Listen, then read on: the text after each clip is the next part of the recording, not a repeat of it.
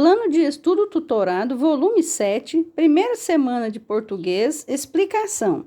Terceiro ano, professora eventual Sônia Petri. Essa semana, pessoal, a gente vai trabalhar poemas, né? O trabalho com esse gênero textual tem a finalidade de incentivar a criança a perceber que o poema é um texto literário, geralmente escrito na forma vertical, né? Seguindo as linhas, né? Da folha do caderno, um verso embaixo do outro, ocupa o espaço do papel de variadas maneiras, versos, estrofes de tamanhos e número diferentes.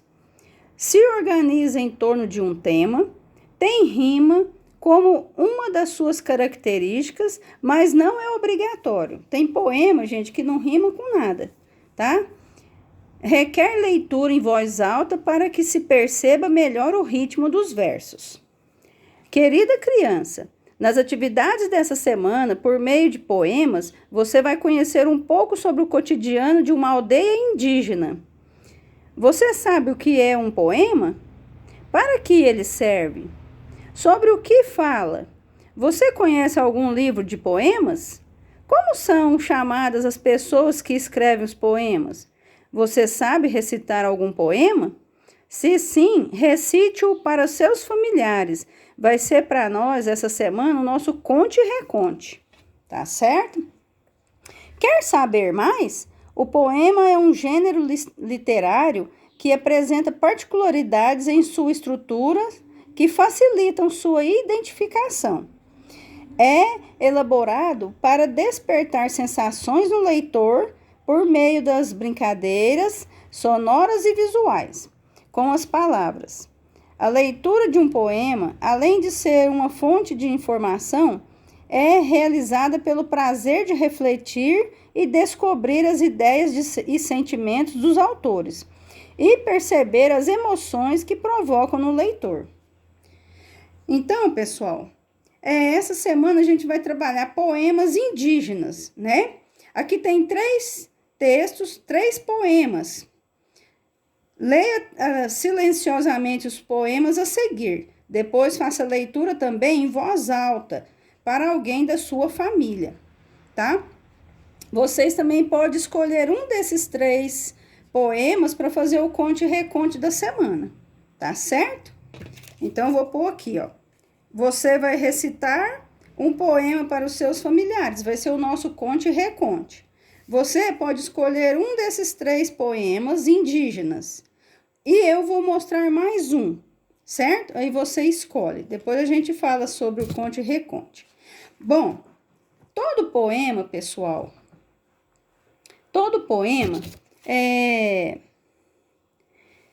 ele possui versos escritos na vertical, como foi dito ali na explicação, né? Ele é formado, cada linha do poema a gente chama de verso, tá certo? E cada conjuntinho de versos a gente chama de estrofes, certo? Então, vamos lá. Eu vou explicar para vocês aqui, ó. Poema Convite de José Paulo Paes. Poesia é brincar com palavras como se brinca com bola, papagaio, peão. Só que bola, papagaio e peão, de tanto brincar, se gastam. As palavras não. Quanto mais se brinca com elas, mais novas ficam. Como a água do rio, que é água sempre nova.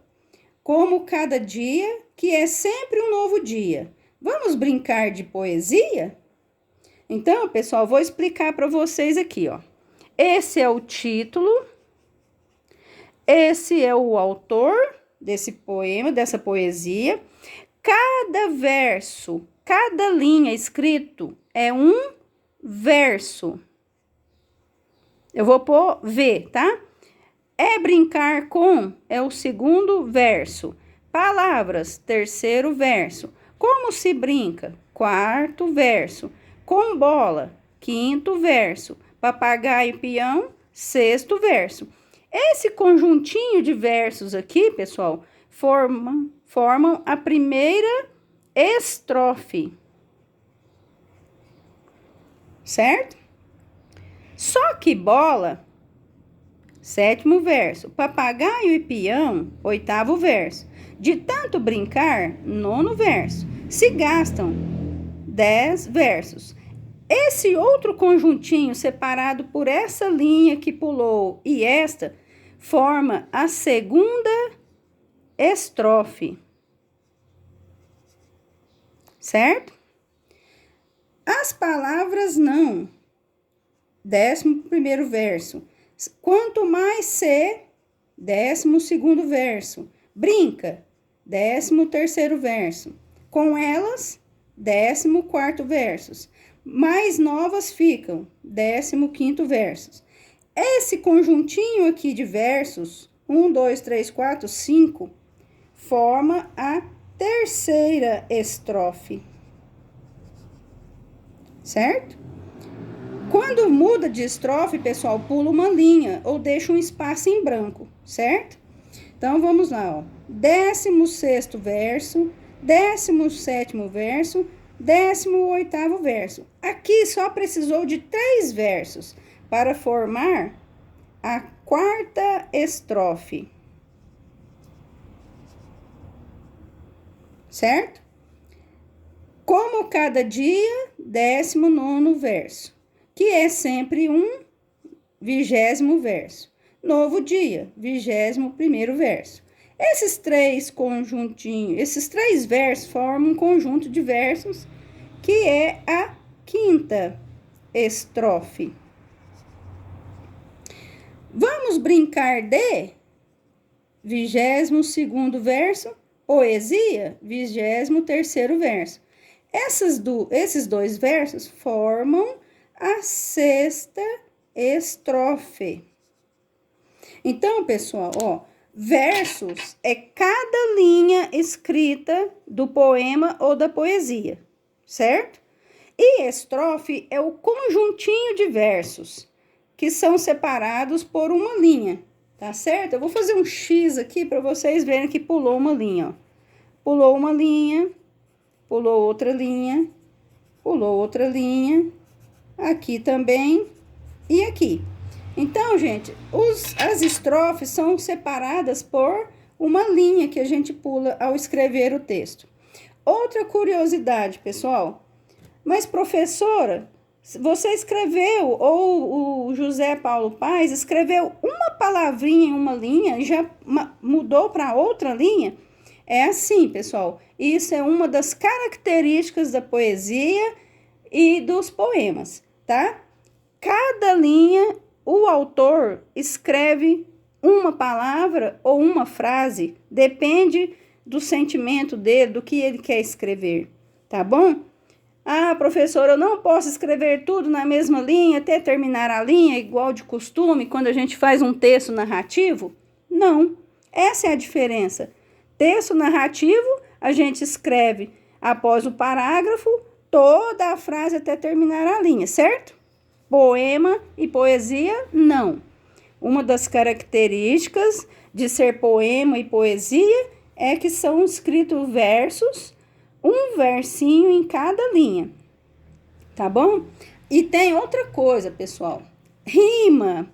Olha, ó, poesia é brincar com palavras, como se brinca com bola, papagaio e peão.